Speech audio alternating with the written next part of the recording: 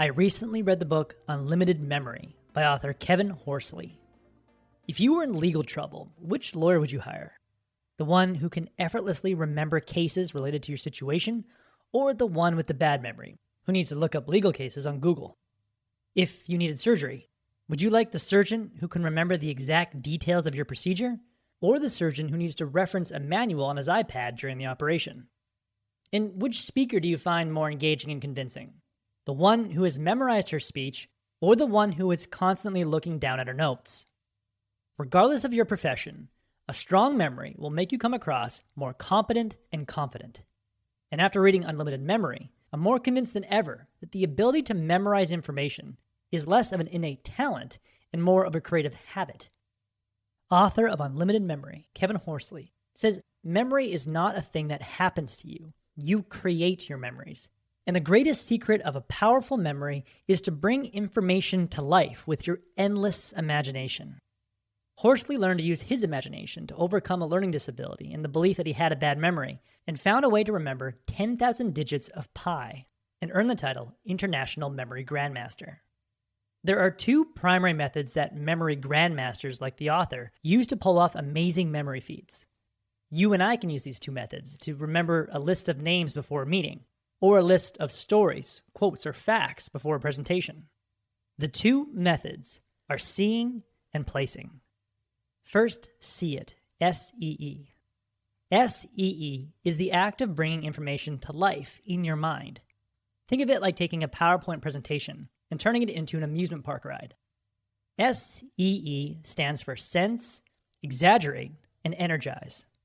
When you encounter information you want to remember, turn that information into a rich sensory experience in your mind. If you wanted to remember the last name of the author, Horsley, you could see a horse in your mind. You could touch it, smell it, hear it, or even taste it. Okay, tasting a horse is a bit gross, but it's memorable. Then exaggerate the images you've imagined. Make the horse pink and make it the size of a house. The goal is to be extreme, ridiculous, and funny. Horsley says, the more illogical the image, the more it will stick. There is no scientific evidence to prove that learning should be serious. And finally, energize the image in your mind by tapping into your inner Walt Disney and turning still images into motion pictures. S-E-E. Sense, exaggerate, and energize. I use the S-E-E method whenever I give a presentation. When I was preparing for a talk on the 5 feel-good neurochemicals that are naturally released in a state of flow, that optimal state where you feel your best and perform your best, I use the S-E-E method to remember the association between each neurochemical and a familiar drug, to help my audience understand the effect of each neurochemical. Now, it's worth noting that you can't take these 5 drugs and experience flow, because the 5 neurochemicals have to be in perfect balance, which the brain naturally does in a state of flow. The first neurochemical was dopamine. When dopamine is present in the brain, you feel excited. A well-known drug that temporarily spikes dopamine in the brain is cocaine.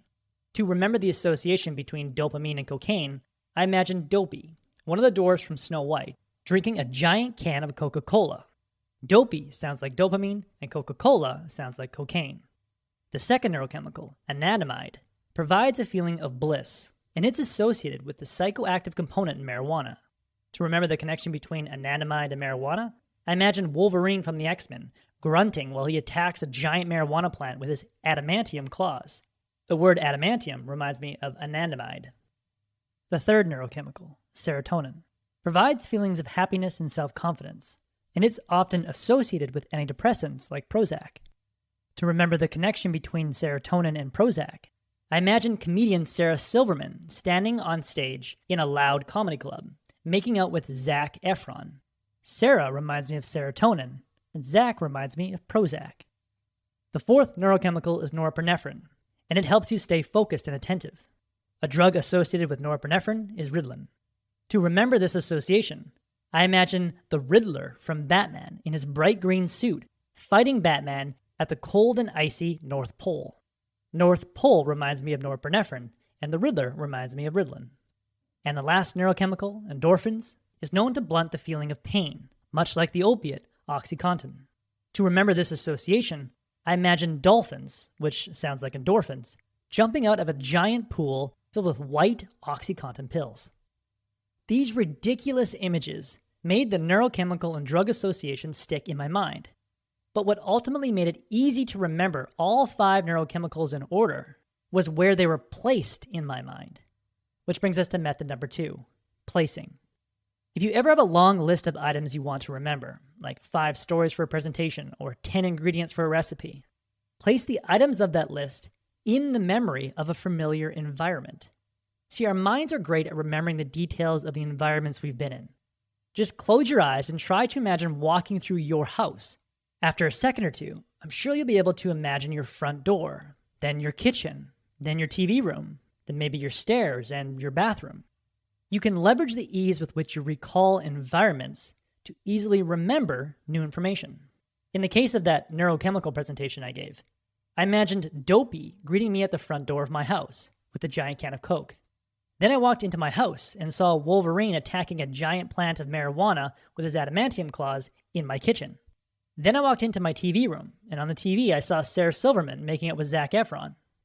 Then I walked upstairs and saw Riddler fighting Batman at the top of my ice-covered staircase. Then I went into my bathroom and saw mini dolphins jumping out of the bathtub, which was filled with thousands of white OxyContin pills. Author Kevin Horsley says, "The journey is like the paper, and the images are like the ink." The placing method allows you to use every building you've lived in, worked at, or visited to store new information. You can walk through and place information in your parents' house, or in the hallways of your high school, or in the aisles of the grocery store you're familiar with. You can place information on the route to work, or on the route you take to your favorite restaurant. Author Kevin Horsley says, "Some people say I will run out of space, but if I gave you a truck full of objects to place in a shopping mall, would you be able to do that?" Of course you would. If you look for it, you will find thousands and thousands of places just waiting to be used in your mind. There are no limits to this system, only limits in your own thinking. Get rid of the excuses like "I'm not creative" or "I don't think like this."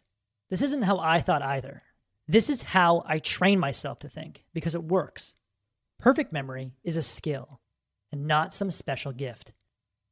That was the core message that I gathered from Unlimited Memory by Kevin Horsley. This book is a great manual for building your memory and helping you come across more confident and competent during any presentation. I highly recommend it. If you would like a 1-page PDF summary of insights that I gathered from this book, just click the link below and I'd be happy to email it to you. If you already subscribe to the free Productivity Game email newsletter, this PDF is sitting in your inbox. If you like this video, please share it. And as always, thanks for watching and have yourself a productive week.